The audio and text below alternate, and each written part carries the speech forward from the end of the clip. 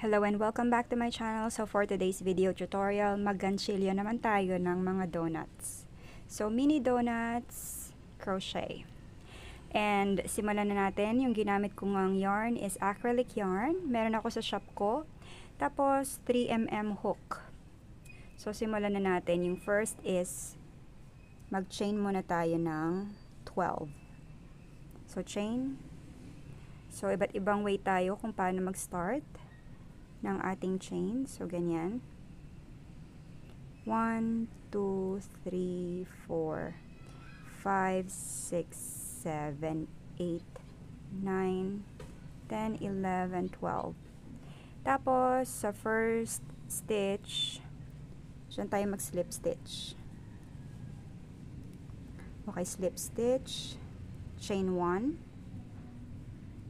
Tapos, kung saan tayo nag-slip stitch, doon tayo mag-chain 1 ulit.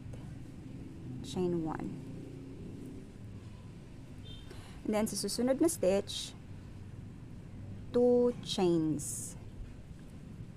1, 2. Not 2 chains pala. 2 single crochet. Susunod na stitch, isang single crochet. So, susunod, dalawa ulit. So, alternate lang. Dalawa. Sa next stitch ulit, isa. Tapos, dalawa. Then, isa. Tapos, dalawa ulit.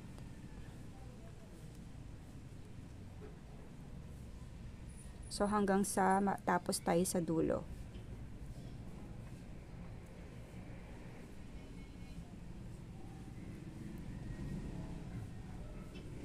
Okay, so remember, yung pinakahuli na dalawang chains, so yun na yung last.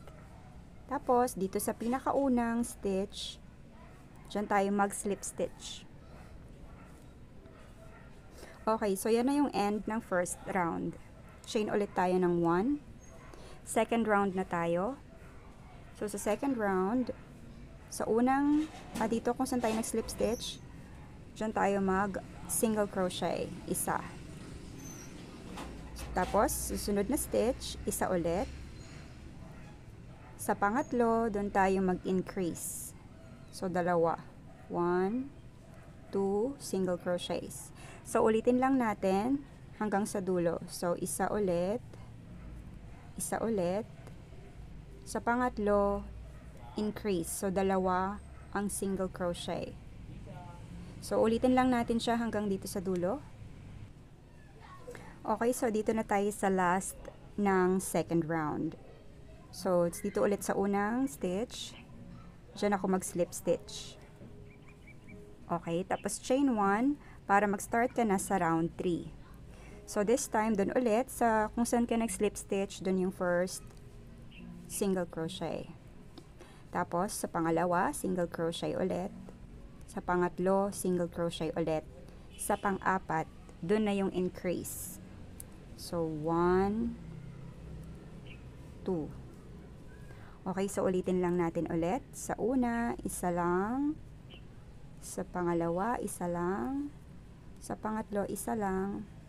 Sa pang-apat, dun ulit ako mag-i-increase. So, dalawang single crochet sa isang stitch. Then, ulitin lang natin ulit. So, isa, isa, isa. Sa pang-apat, doon tayo mag-i-increase. Dalawa. Okay, so ulitin lang natin yon hanggang makarating tayo sa dulo ulit. Okay, so dito na tayo sa end ng round 3. So, huli na ako dalawang single crochet sa last stitch. And then, dito ulit sa first stitch, dyan tayo slip stitch. Tapos chain 1. So, dito na tayo sa fourth round. So, again, kung saan ka nag-slip stitch, mag-start ka ng 1 single crochet. Pangalawa, 1 single crochet. Pangatlo, 1 single crochet. Pang-apat, 1 single crochet. Sa panglima na yung increase natin. Sa panglimang stitch, doon na may dalawang single crochets.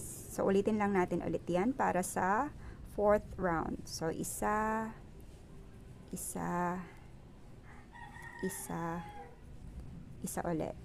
And then, sa panglima, doon tayo mag-increase. So, dalawang single crochets.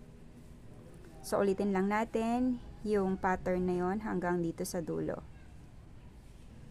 Okay, so nandito na ako sa last round ng pang-apat na rounds. Okay, 1, 2, 3, 4. So, fourth round. Ito na yung dalawang increase or dalawang stitches. Tapos, dito sa first stitch ulit, dyan ako mag-slip stitch. Tapos, pwede mo na i-cut yung yarn. Okay, so ito na yung bottom part ng donut. So, kunin na natin yung susunod nating kulay. Pwede mong green, yellow, so kung ano yung choice mo, purple. So, ang gagawin ko is purple. So dito na tayo mag-start sa middle. So, i-turn lang natin yung project natin. So, dito tayo sa wrong side mag-start. So, sa wrong side, dito may makikita kang mga stitches. So, 1, 2, kailangan 12 din, 12 stitches. So, dun tayo mag-start. So, ayan. Nag-single crochet na ako dun. So, same stitch ulit, single crochet. Ayan. Para mag-start na ako, yan na yung count ko as 1 single crochet. So, kailangan 12 around dito sa gitna.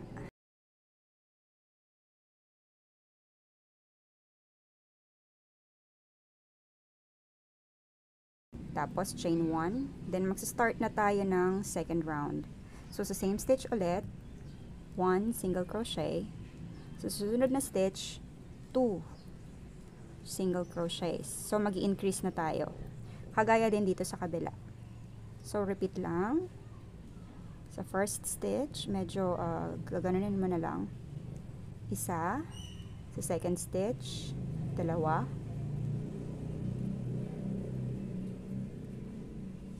Tapos, same ulit. Dito sa first stitch, isa. Susunod, dalawa. So, ulitin lang natin tong round na to hanggang sa matapos sa dulo. Okay, so nandito na ako sa dulo ng second round. So, dalawa yung single crochet. Okay, tapos dito ulit sa first stitch, dyan ako mag-slip stitch. Tapos, chain 1. Then, mag-start na tayo para sa third round. So, sa same stitch, so 1 single crochet. Sunod na stitch, 1 single crochet. Sa pangatlong stitch, 2 single crochets. So, ulitin lang natin. First, isa. Pangalawa, isa. Sa pangatlo, dalawa. So, ulitin lang ulit. Isa, isa, dalawa. Okay, so ulitin lang natin yung increase sa pangatlong stitch hanggang sa dulo. Okay, nandito na ako sa dulo. So, ito na yung isa-isang stitch. May dalawang single crochets. Then, dito ulit sa pinakaunang stitch, dyan ako mag-slip stitch. Tapos, chain 1. Pagka chain 1, magsa-start na tayo sa fourth round. So, yung fourth round, ganun ulit, sa same stitch, 1 single crochet. Sa pangalawa, 1 single crochet. Pangatlo, 1 single crochet. Then, sa pang-apat, doon na tayo mag 2 single crochets. So, ulitin lang natin yung process or yung pattern na to hanggang sa dulo. So, same pa din. 1, 1, 1, 1. Then, sa pang-apat, dalawang single crochets. 1, 2. So, remember, sa pang-apat na stitch ang increase. Okay, ulitin ko lang yung same process hanggang dito sa dulo. Okay, nandito na ako sa last stitch ng fourth round. 1, 2, 3, 4. So, sa first stitch ulit, dyan tayo mag-slip stitch. Then, chain 1. Para mag-start ka na ng pang-limang round. So, 5 or 5th round. Same ulit sa same stitch. 1 single crochet, second stitch, 1 single crochet, third, 1 single crochet, fourth, 1 single crochet, sa fifth, dun yung increase. Sa fifth, 2 single crochets. Same ulit. First, 1, second, 1, third, 1, fourth, 1, fifth, 2 single crochets. Same ulit. 1, then second is 1, third is 1, fourth is 1, fifth, increase. So, dalawang single crochets. So, ulitin ko lang yung same counts or process hanggang sa dulo. Okay, so I'm back. Dito na ako sa dulo ng 5th round. And then sa first stitch, dun tayo mag-slip stitch. Tapos, chain 1 kasi meron pang isang round. So, dito, mas marami yung rounds na ginawa ko hanggang round 6. Dito, 5 rounds lang. Dito, round 6. So, same, nag-chain 1 ako. Tapos, same stitch, single crochet. Pangalawang stitch, single crochet. Pangatlo, single. Pang-apat, single. Pang-lima, single. Then, pang-anim, dun yung increase. So, ulitin lang natin. So, first, 1. Second, 1. Third, 1. Fourth, 1. Fifth, 1. Sa sixth, dun na yung increase. Dalawang single crochets. So, same process ulit. Okay, so I'm back. Ito na yung end ng round 6. So, remember, sa first stitch, dun ulit mag-slip stitch. Tapos, ang ikakat na nating yarn is mahaba kasi isi-stitch natin yun around dito mamaya. So, kailangan natin ng mahaba. Tapos, ganito na natin siya. Ganito tayo magtatahi mamaya. Yan, pag ganun. Okay, sa pagtahi, so itago natin to sa loob.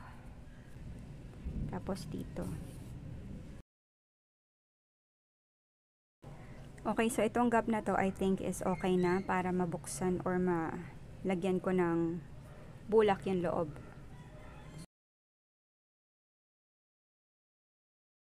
So, pwede ko nang tahiin yung the rest ng butas. So, ganun pa rin. Stitch around.